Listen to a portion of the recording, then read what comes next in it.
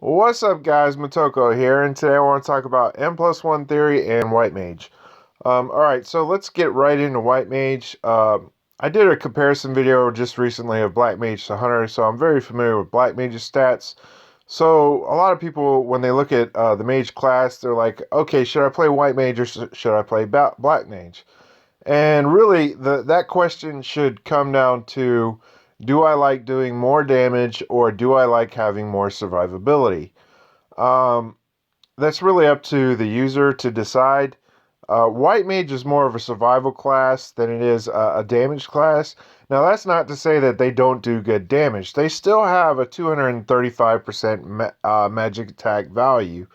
Um, without cards and stuff, I'm sure it's like 225-ish.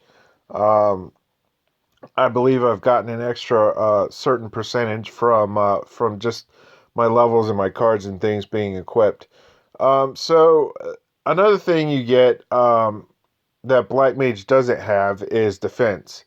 Black Mage has 0 defense. White Mage has 3. So you're getting a significant bonus there. You're also getting a significant bonus in attack value and break power. So you're going to do more damage on your regular attacks than a Black Mage will, and you're also going to break just slightly faster than a Black Mage. The difference is like 20 or 30 points or something, so it's not that huge, but it is a slight edge as far as that. Now, what does that translate to in a battle?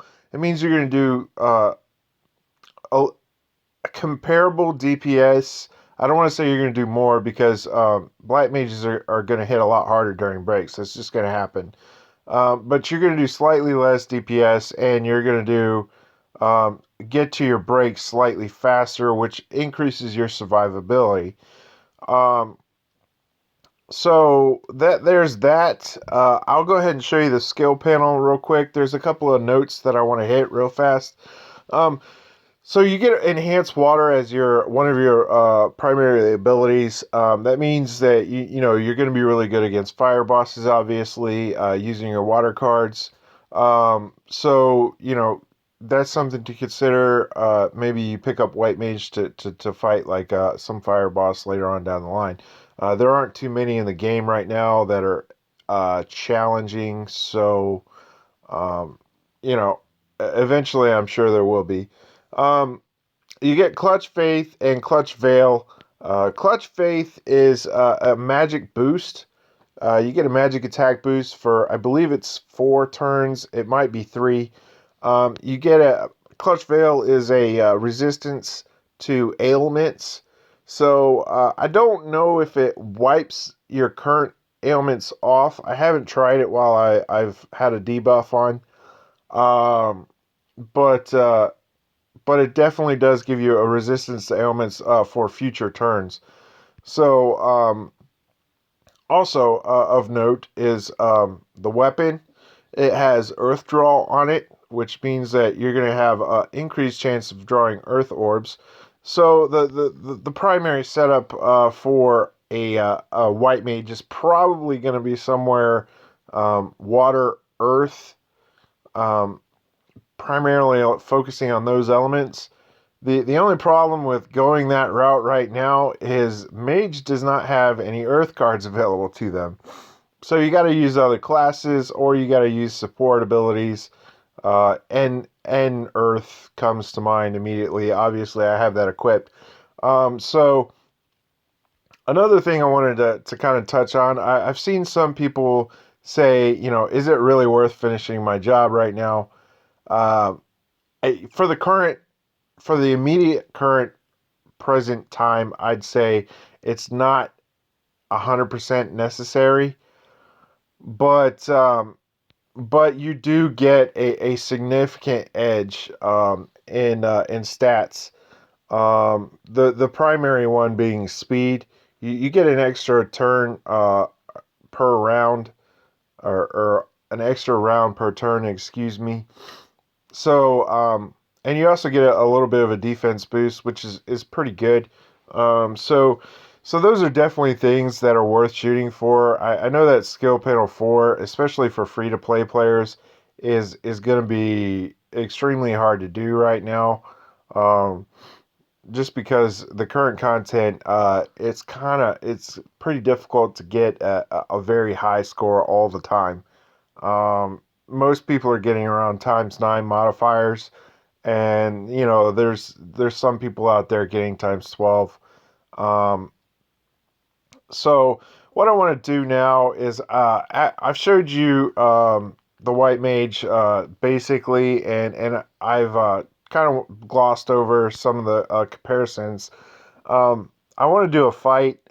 I've had to turn this on easy mode because my mage cards are complete trash right now. Uh, I am all strong. My strong cards are all focused on the ranger class of cards, and not the mage class of cards. So so I'm gonna do the best I can with this. I've cleared up till the final battle, and right now the final battle is Cockatrice. Um, since I don't have any Earth cards available to me, I can't really fight um, with the right proper element. So I don't want to get Jorgamon because he costs 6 Earth orbs, which is a pretty high cost. Try and see. Okay, there's an Earth Sword, but that's only level 1. I don't know if I want to take that either. Uh, I'm not really seeing very many good options here. This is not good, and we're going on our last refresh. Okay, there's Radiant Earth Blast. Um, it's not ideal, but I'm going to take it. Okay, so one of the problems that I've had, I fought this battle once or twice already, just practicing for the video. One of the problems I'm coming across is I'm not because my cards are so low that I'm having difficulty breaking my opponent. And since I don't have wind defense because I don't get wind orbs, this boss is semi difficult.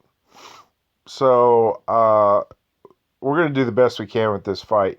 My primary objectives are to show you the ultimate and just to kind of display some of the status effects and things that White Mage gives you along the way. We're going to hit in stone here. So we got to watch out for big abilities, and we got to try and save for a heal for big abilities. Um, and we got to basically just sustain and survive for this fight. I think that's going to be the key for White Mage going on in the future. Is it's going to be more of a survivability class. Um, you're still going to be able to do some damage. As a matter of fact, earlier today, the rank 9 player on the server was a White Mage. He recently, within the past couple of hours, just got eclipsed by a Dark Knight, but only slightly. I think the difference was like 100,000, which when you're talking about scores that high, that's not a very big difference. So White Mage is certainly capable of getting some stronger moves in, um, or some higher scores, excuse me. Okay, so earlier in the video, I said I wanted to discuss the N+1 theory crafting. So basically, what does that mean? Okay, we're talking about orb gathering when we talk about the N+1 to 3.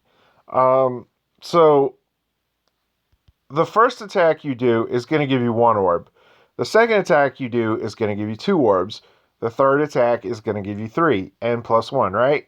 So what is that? That's going to equal 6 orbs. So over 2 attacks, so over 2 turns, or 2 rounds of 3 attacks, excuse me, you're going to get 12 orbs.